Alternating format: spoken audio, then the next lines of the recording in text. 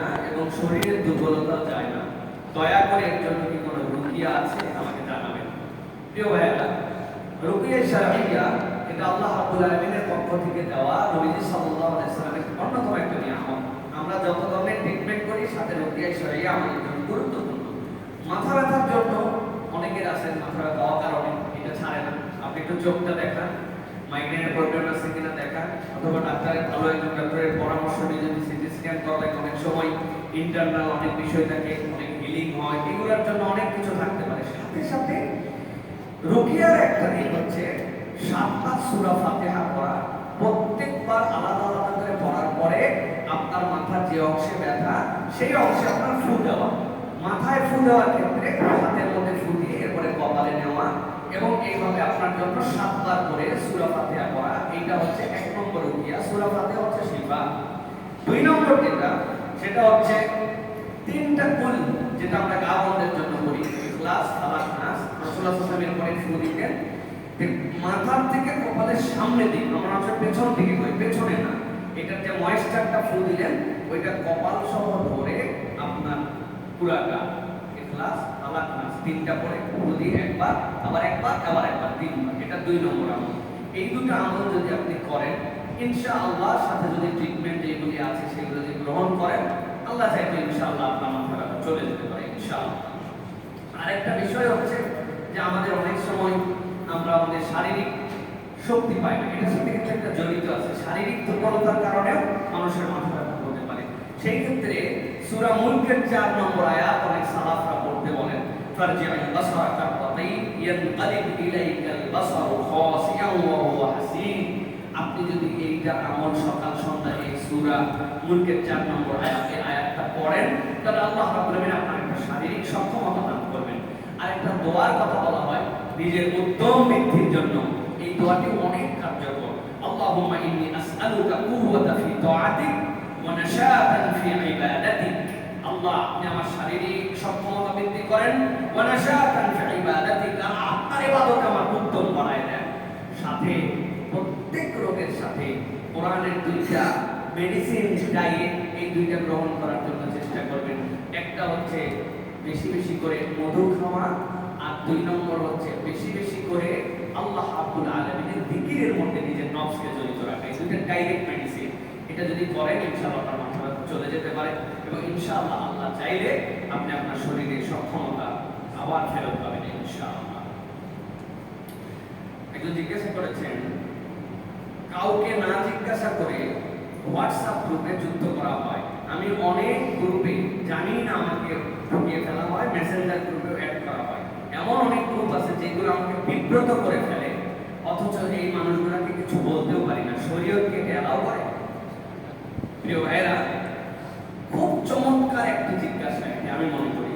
কেননা এখন WhatsApp group একটা কেউ বানালো, আপনার নাম্বারটা আছে, মন চাইলো তার গ্রুপের মধ্যে আপনাকে ঢোকানোর একটা উদ্দেশ্য আছে, এরপরে বিভিন্ন লিঙ্ক শেয়ার করলো। রাত দিন আপনার আর কোনো কথা নাই, আপনার মোবাইল থেকে নোটিফিকেশন, হঠাৎ করে গ্যালারিতে ঢুকে দেখবেন 500 ছবিতে গ্যালারি ভরে গেছে, কি আমি যে ছবি তুলি নাই, পরে দেখবেন অমুক গ্রুপে ঢুকায়া কেউ একটা শেয়ার করছে, আর এটা আপনার নোটিফিকেশনের ঠেলায়, আর আপনার এই কোনো দুনিয়ার কাজ করা চলবে না। প্রিয় ভাইরা, শরীয়তের বিষয় কি বলে? শরীয়ত 3টা দিকের নির্দেশনা এখানে দেয়। 1 নম্বর, ইসলাম শিষ্টাচার শিখিয়েছে। আল্লাহ রাব্বুল আলামিন কোরআনুল কারীমের মধ্যে সূরা নূরের মধ্যে কি বলেছেন? আল্লাহ বলছেন, ইয়া আইয়ুহাল্লাযীনা আমানু লা তাদখুলু বুয়ুতান গায়রা বুয়ুতিকুম। একজনের বাড়িতেই ঢুকবে না, হাত্তা তাস্তানিসু ওয়া তুসাল্লিমু আলা আহলিহা। অনুমতি আর সালাম না দিয়ে ঢোকাই যাবে না। এখন আপনার কাছে মোবাইল নাম্বার দিয়েছে, আপনি কোন শিষ্টাচারে? জিজ্ঞাসা নাই, কিচ্ছু নাই। অমুক বাজার গ্রুপ, তমুক ব্যবসায়িক সমিতি, তমুক ফটোগ্রাফ সোসাইটি, তমুক অ্যালুমনাই, তমুক আপনার যা মন চাইছে এই গ্রুপের মধ্যে আপনি তারা ঢুকাই ফেলছেন। 1 নম্বর, আপনি শিষ্টাচারের বহির্ভূত কাজ করেছেন। 2 নম্বর কি করেছেন? 2 নম্বর, ব্যক্তিগত নাম্বার আমানত। নবীজি বলছেন, ইমানদারের রক্ত আমানত, সম্পদ আমানত। আপনারা সে কি অনুমতি দিয়েছে যে আপনি যে গ্রুপের মধ্যে এই গ্রুপে ঢুকাবেন? আপনি তার নাম্বারটা পাইছেন, সেভ করছেন, আর মনে করছেন মাশাআল্লাহ আরো তো অনেকে আছে, ভিআইপি লোকের নাম্বার আছে, আপনার থেকে নাম্বার আছে, ভাই দিয়ে দিলাম, তুই কল করে দেন। আপনি তার অনুমতি নেন নাই, অথবা সে আপনাকে নাম্বারটা সময় বলে দেয় নাই যে যাকে ইচ্ছা তাকে আমার নাম্বার দিতে পারবেন। তাহলে আপনি যে গ্রুপের মধ্যে নাম্বারটা ঢুকাই দিলেন, আপনি একটা আমানতের খেয়ানত করছেন। 3 নম্বর যেটা বিষয় ভাইরা, সেটা হচ্ছে রাসূলুল্লাহ সাল্লাল্লাহু আলাইহি ওয়াসাল্লাম তোমরা অন্যের বিরক্তি এবং অন্যের যে অচাহিদা, যেটা তার চাহিদা নাই, তার প্রতি তোমরা সম্মান দাও। আপনি অন্যের বিরক্তি বলতে কি বুঝাচ্ছেন? নবী করিম সাল্লাল্লাহু আলাইহি ওয়াসাল্লাম বলছেন, তুমি তোমার কার্যকলাপ দ্বারা যদি কেউ কষ্ট পায় তাহলে এটা তার জন্য একটা বিরক্তি। ইমানদার কখনো কাউকে কষ্ট দিতে পারে।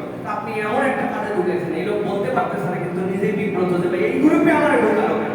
এটা আমাদের একটা জেনারেল প্র্যাকটিস হয়ে গেছে প্রিয় ভাইরা। সাথে সাথে আমরা ফেতনাতেও ফেলতেছি অনেককে, এমন গ্রুপে ঢুকেছে যে এই গ্রুপের সাথে আমার কোনো সম্পর্ক নাই, ফেতনা ঢুকেছে।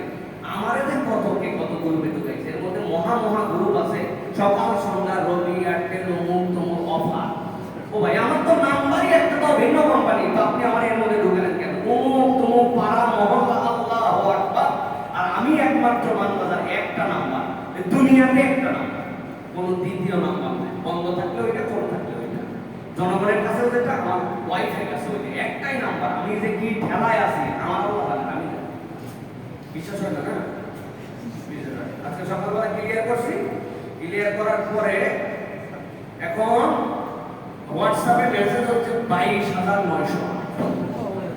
আমার সেনা জানালো 22,000 মেসেজ দিতে মানে বিনা কারণে। এগুলোর গ্রুপ এক একটা মাথা খারাপ করা গ্রুপের মধ্যে আমার ঢুকাইছে ভাই, মেসেঞ্জারে গ্রুপে ঢুকাইছে বিভিন্ন জায়গায়। প্রিয় ভাইয়েরা, ইসলাম হচ্ছে একটা ম্যানারের ধর্ম, ইসলাম একটা সৌন্দর্যের ধর্ম।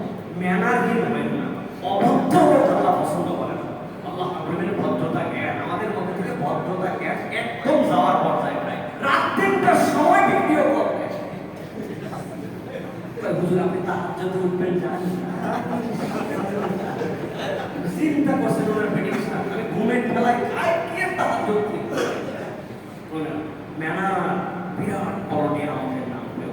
এটা আমাদেরকে খুব সচেতনভাবে সবসময় নিজেদেরকে ধরে রাখার জন্য চেষ্টা করতে হবে। সুতরাং কাউকে না জানায়া এজাজতহীন কোন গ্রুপে ঢোকানো এটা একটা গর্হিত কাজ। আল্লাহ এখান থেকে আমাদের বেঁচে থাকার তৌফিক দান করেন। হুজুর আমি শুনেছি যে লজ্জাস্থানের দিকে তাকালেই নাকি গুনাহ হয়। তাহলে নাভির নিচে অবাঞ্ছিত পশম কাটার সময় তো লজ্জাস্থানের দিকে তাকাতে হয়, তখন তাকালে কি গুনাহ হয়? প্রিয় ভাইয়েরা, প্রথম কথা হচ্ছে যে লজ্জাস্থানের দিকে তাকালেই গুনাহ হয়, এটা মানে কোন লজ্জাস্থান এটা আপনাকে আগে বুঝতে হবে।